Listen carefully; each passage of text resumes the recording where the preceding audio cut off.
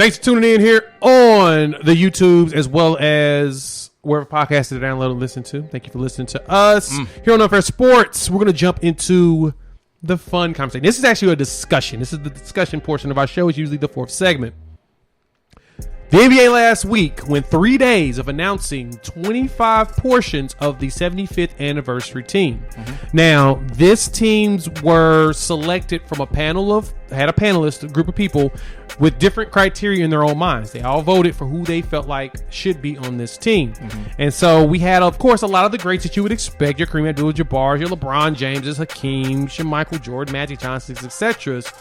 But the conversation was really about those that didn't make it and those that did that we are questioning. So I'm going to mention some of the notable missings. And Jimmy, I want you to tell me, who do you think should have gotten in and who you will replace with said name? So we have Tony Parker, Dwight Howard, Vince Carter, Tracy McGrady, Joe Dumars, Grant Hill, Kyrie Irving, Chris Bosh, Manu Ginobli, Dikembe Mutombo, Klay Thompson, and Penny Hardaway. Those are some of the notables, as well as Alonzo Mourning. That's some of the notables.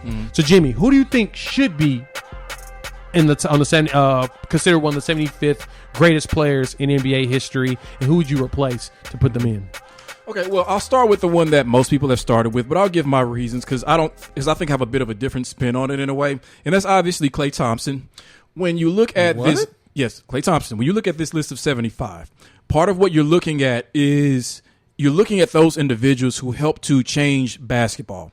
When it comes to the 3-ball era, people tend to focus more on Steph Curry and how his just unbelievable ability to shoot the ball from the distances that he can is what ushered in the 3-ball era. But it wasn't just him; it was the Splash Brothers. Yeah, it was true. The other Golden State Warriors with Klay Thompson. So I don't think that he gets enough credit for how he helped to change the game as well, with how their offensive structure was really geared around, or at least they made you think it was geared around the 3-ball. It really wasn't, but I'll go into those details some other time. So I don't think he gets enough credit for that. And if you have Reggie Miller and Ray Allen on this list, and I understand that because, I mean, at one time Reggie Miller was the greatest 3-point shooter, then it was Ray Allen. But then, obviously, to me, Klay Thompson is a better 3-point shooter than they are. And the reason why they got in and he didn't, and this, what I'm about to mention, didn't just affect him, it affected someone else as well, is his personality. He's boring.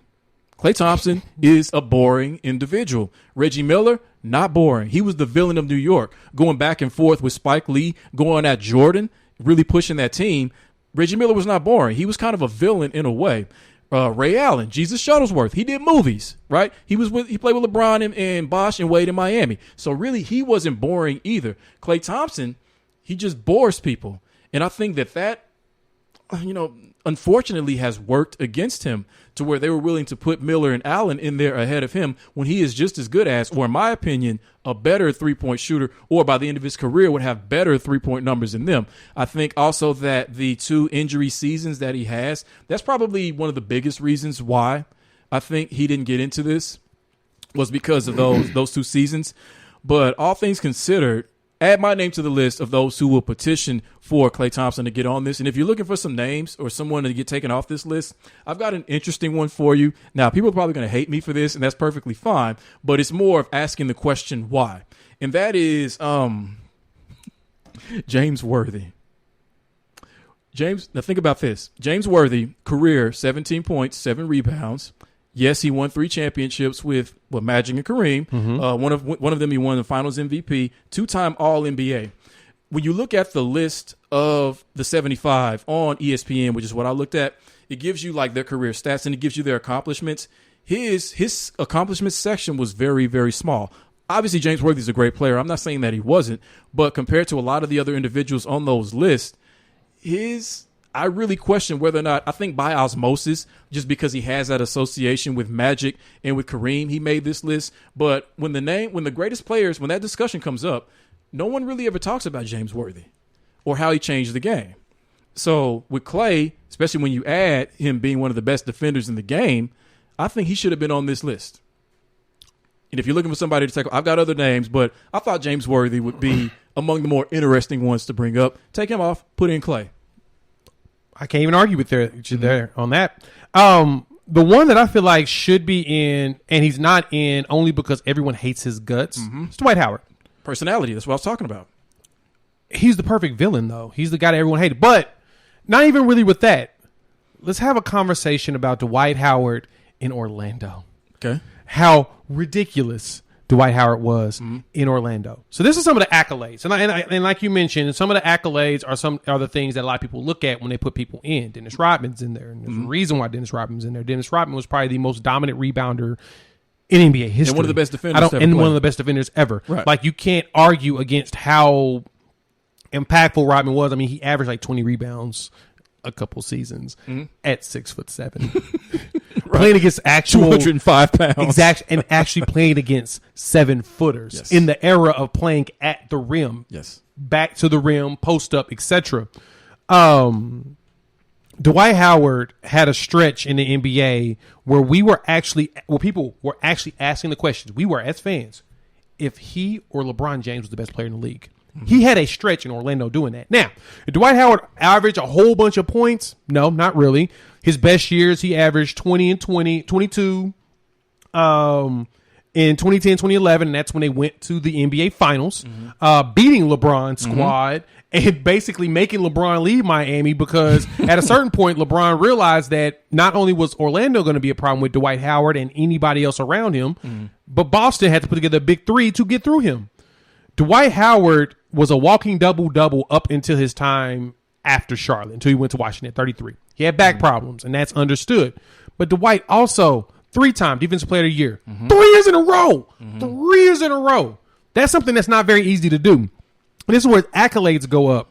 2-time block champ. 8-time All-NBA. 5-time All-Defense. Guys, I know y'all hate this man. I understand. He was a 5-time total rebounding champ. That's something that you cannot overlook. And as much as you hate the guy, he's not only played forever because he's been in the league since he was 19. So he's played in the league 17 years and he's still playing. Dude was a dominant force in his prime. In his prime, he was there. He was arguably one of the best player in the NBA. So you can't argue that. Yeah. Person I removed, Bill Walton. His ass don't need to be on there no more. Jay, do you know who Billy Cunningham is? No. He's on the list. Take him out. Put in Dwight. There you go. I'm not gonna see. I can't do that with a lot of the older ones that I didn't get to watch. No, I looked at his write up. Take him out. I won't bore you with the details. Take him out. Put in Dwight. I get it. Bill Walton can go though. Yeah, he's another one. Now here's the thing though with Bill Walton. This is interesting. When I heard that Bill Walton was on this list, I was like, okay, I know exactly what this is. He has so much positive equity in basketball, in college and NBA basketball. Everybody loves him. He's always blunted out of his mind. He's fun on television, etc. He's a fun guy. I was like, why is he on this list? Because I know for a fact he's not one of the greatest centers to ever play this game. Then I realized he had done something, at least from what I saw. Now, I could be wrong about this, but from what I saw, he's done something only one other person on this list has done. Do you know what that is? What, Finals MVP, nope. And MVP the same season? Nope. He's won a Sixth Man of the Year award and an MVP. The only other player to do that who was on this list, James Harden. Interesting. So I was like, okay. When I saw that, because again, you're looking for players who have either changed the game, who are a dominant force for a stretch, or did things hardly no one else had been able to do. And when I saw that kind of stuck me in my tracks as far as moving him off this list. And I wasn't able to figure out a way around that. Because if I do that, then you kind of have to move. Now, Harden has more. He has the scoring titles, and he has more accolades than Bill Walton. But I was like, if that's a big part of what defines why James Harden is on this list, if I move Walton off this list, I have to do the same thing for Harden. I'm not willing to do that with Harden, so I can't do that with Bill Walton. I was pissed. I don't think you can. I don't think we can agree with that. I mean, Bill Walton played 10 years and only played in 468 career games. Yeah. That's what, 46 games a season? In an 82 game, he missed so much basketball. Okay, so then you mentioned Mutombo, right? Yep. Okay, so then let's take off Bill Walton. Let's put in Dikembe Mutombo. I put in Dwight Howard for him, but we took out Billy Cunningham, and then we put Dwight in. We got to keep Billy Cunningham in there. Why? Because he was probably dominant in his actual era. Of course he was. They all were, but that's not the point. I think that is the point, though, is his dominance in his era. Okay. But one more. Now, this has been the big debate. Now, I don't know how I feel about this one. Okay. Hoopers love him. So I get it. I get the infatuation, but Kyrie, should he be in there? So let's dump into this real quick before we wrap this up and put the bow on it.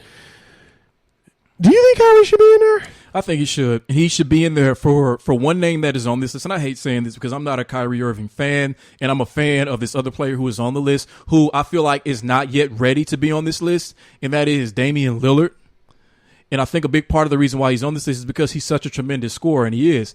But Kyrie Irving has two things over Damian Lillard. One, I've got the sickest handles this game has ever seen. Two, I have a championship because I'm clutch. You may think I'm weird. You may think I'm crazy. All those things notwithstanding, again, putting those to the side, like what we talked about with Dwight Howard, Kyrie Irving should have been either on this list with Dame or he should have been on this list in place of Dame because Dame's not ready yet. By the end of Dame's career, he will be. But right now, Kyrie Irving should be on this list. I don't think Kyrie should be on this list yet. Why not? And it's not because I hate him or any way or think he's weird, and though I do. Yeah. We all do. He ain't played enough.